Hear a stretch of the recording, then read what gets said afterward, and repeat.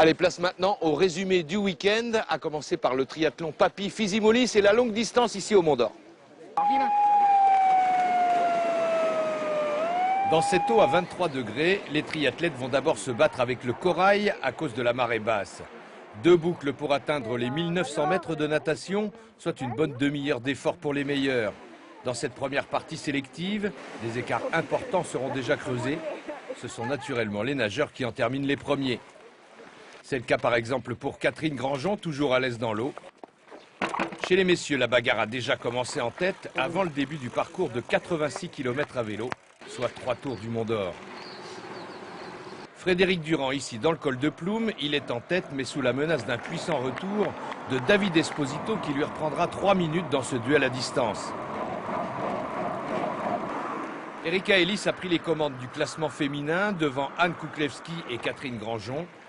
Les ténors installés aux avant-postes, on bataille à l'arrière pour limiter les écarts, mais les 3 ascensions du col de Ploum laissent des traces. À l'approche du parc à vélo, Frédéric Durand a vu David Esposito quasi dans sa roue. C'est donc dans le parcours à pied de 21 km que les affaires vont se régler entre les 2 leaders provisoires. Allez, là-haut. Allez, courage. Allez, courage. Allez. Pour Erika Ellis, la victoire est acquise, mais elle travaille sa préparation pour l'Ironman d'Hawaï en octobre. La triathlète est au mieux de sa forme. Un semi-marathon pour conclure avec 6 circuits autour du camp Broche du RIMAP. Les réserves d'énergie s'épuisent pour les concurrents qui luttent depuis près de 4 heures contre la fatigue et les crampes. Mais le leader tient bon, il a réussi à distancer David Esposito. Frédéric Durand s'impose en 4 heures et 41 minutes. Ça a été dur.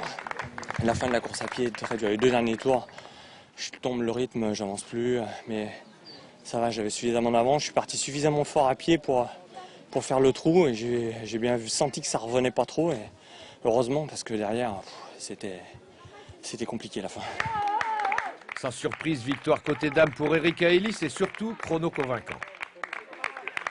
Aujourd'hui, j'ai super bien nagé. Je me suis vraiment moi-même étonnée. Par contre, j'ai un peu payé à vélo. Au premier tour, ça a été, mais au deuxième tour, j'ai vraiment eu un passage à vide. Et au troisième tour, j'ai temporisé pour vraiment faire une bonne course à pied. La 3e place pour David Esposito, derrière Thierry Hoche. Le triathlète raideur au sourire immuable n'avait peut-être pas complètement récupéré après sa transcalédonienne le week-end dernier.